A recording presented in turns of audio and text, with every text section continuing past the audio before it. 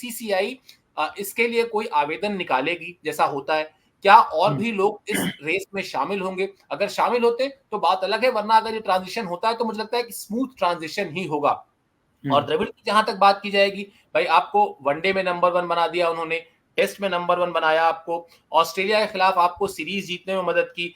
शुभमन गिल जैसे प्लेयर हमेशा कहते हैं कि भाई उन्होंने जो भी अपना कंसिस्टेंसी मेंटेन की, उसके पीछे जो अप्रोच था वो द्रविड़ का दिया हुआ है। तो ये सब पॉजिटिव चीजें हैं जो उनके साथ चलेंगी। और वर्ल्ड कप में उनकी प्लानिंग को लेकर तो आपने कहा ही, हाँ आईसीसी के टूर्नामेंट्स हमेशा हाथ से मिस होते रहे उनकी कोचिंग के दौरान। आखिर में इस ब्रॉडकास्ट को खत्म करें उससे पहले एक अपडेट सब्सक्राइबर्स को दे भी देते हैं और उसको भी समझ लेते हैं। गौतम गंभीर वापस केकेआर पहुंच गए, लखनऊ को उन्होंने बाय बाय बोल दिया है। अब मुझे इसके पीछे की वजह में नहीं जा रहा हूं, लेकिन जो चर्चा थी वो चर्चा मैं आपसे शेयर करता हूं और जरा बताइए कि क्या आपको लगता है ऐसा होगा। लखनऊ की टीम पिछले के पिछले आईपीएल में बहुत अच्छा खेल रही थी, आपको याद होगा। एक मैच में अचानक ऐसा होता है, कुछ गड़बड़ियां होती हैं, वहां से टीम पीछे हटती है और फिर उसके बाद फिर वो हारते हारते हारते वो बाहर ही हो जाती है। क्या गौतम गंभीर का अग्रेशन, क्या गौतम गंभीर की आक्रामकता ही खिलाड़ियों पर आपको लगता है भारी पड़ जाती है कई बार? क्या खिलाड़ी उस तरह से, जैसे कहते हैं ना, चूड़ी टाइट कर दी, पेच टाइट कर दिया, उसको डांट दिया, उसको बहुत हड़का दिया, क्या कुछ ऐसा भी हुआ होगा, इसकी वजह से उन्होंने छोड़ा होगा? या आपको लगता है नहीं, सिंपल मूव है, केकेआर के वो बहुत फेवरेट रहे, केकेआर को उन्होंने 2-2 बार चैंपियन बनाया, सिर्फ इसलिए ये मूव हुआ? सर, ये इतना कठिन सवाल आपने मेरे से पूछ लिया ना, जिसमें दोनों ही सवालों के जवाब में मतलब हाँ में दूं या ना में दूं, मुझे समझ नहीं आ रहा। क्योंकि आप अगर देखेंगे, एग्रेशन बहुत ज्यादा है गौतम गंभीर में, और वहां कप्तान कौन थे? केएल राहुल, जो कि बड़े शांत खिलाड़ी हैं। आप देखेंगे वहां एग्रेशन का राहुल और गंभीर का कोई, मेरे को तो लग नहीं रहा था कि उस लेवल की जोड़ी थी, लेकिन रिजल्ट्स मिल रहे थे, वो अच्छी बात है। एक टीम थी जो लगातार प्लेऑफ्स में गई। अगर आप बात करेंगे कि गौतम गंभीर और एक विराट कोहली की जोड़ी बनके अगर किसी टीम को चलाए, तो आप देखना एक कैसा एक एटम बॉम्ब तैयार होता है, दूसरे पे किस तरह फटता है वो। तो वहां देखना काफी इंटरेस्टिंग होता है गौतम गंभीर को। लेकिन मेरे हिसाब से शायद ये स्मूथली ही काम हुआ है, क्योंकि लगातार हम देख रहे थे आईपीएल के बीच में भी और आईपीएल खत्म होने के बाद भी कि गौतम गंभीर लगातार शाहरुख खान से मिल रहे थे, जो कि केकेआर के मालिक हैं।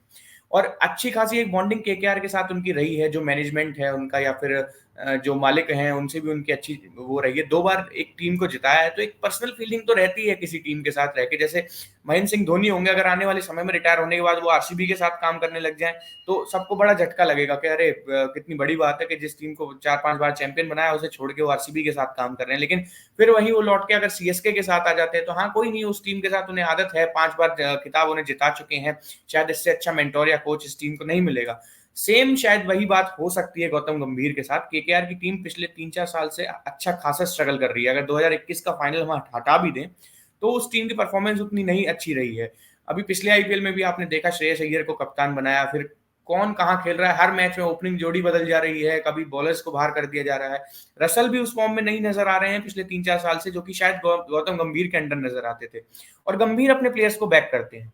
पूरे ऑक्शन में कोई भी टीम, मेरे को लग नहीं रहा था कि निकोलस पूरन के लिए उतना लगाएगी दाम, और उन्होंने उसी वक्त उनके लिए 10 करोड़ रुपए उस ऑक्शन में दिए। और उस खिलाड़ी ने कैसा परफॉर्म किया लखनऊ के लिए आपने देखा ही।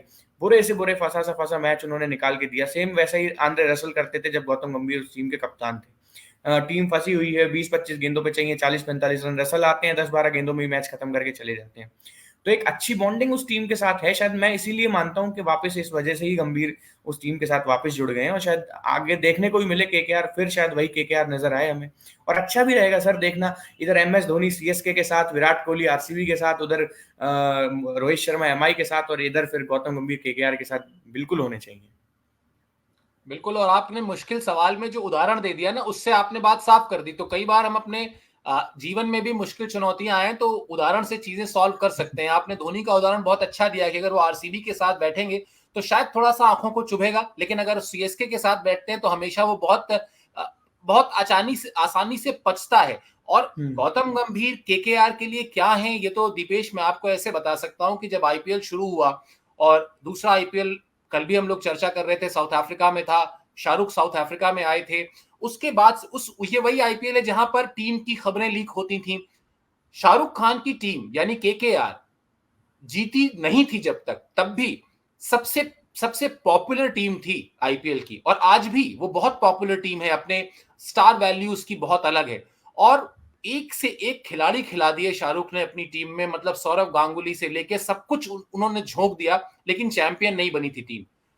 गौतम गंभीर आते हैं, गौतम गंभीर टीम को चैंपियन बनाते हैं, उसके बाद एक बार फिर चैंपियन बनाते हैं, और उनका फॉर्मूला बहुत सिंपल रहता है कि सबसे पहले टीम है, उसके बाद जो है सो है, लेकिन सबसे पहले टीम होनी चाहिए, और इसी फॉर्मूले से उन्होंने 2 बार चैंपियन बनाया। तो निश्चित तौर पर एक स्मूथ ट्रांजेक्शन ये भी है, अगर अब नए सिरे से वो कोलकाता केकेआर को वो फिर से खड़ा करें, उनके अंदर वो जो खोया आत्मविश्वास है उसको वापस ले आए, और फिर अब ये जरूर आप कह सकते हैं कि वो भी एक दावेदार के तौर पर देखे जाएंगे मजबूत, क्योंकि उनके पास भी 2 खिताब पहले से रहे हैं। बहरहाल चलिए, अब फिलहाल हम लोग इस ब्रॉडकास्ट को खत्म करते हैं, लेकिन गुजारिश हमेशा की तरह वही है कि आप सब्सक्राइब कीजिए, लाइक कीजिए, आपके कोई सुझाव है तो जरूर हमको दीजिए, हम उन सुझावों पर अमल करेंगे 200%, इस बात का मैं प्रॉमिस कर रहा हूं। बहरहाल अभी के लिए मेरे और दीपेश की तरफ से बहुत बहुत शुक्रिया, बहुत बहुत आभार।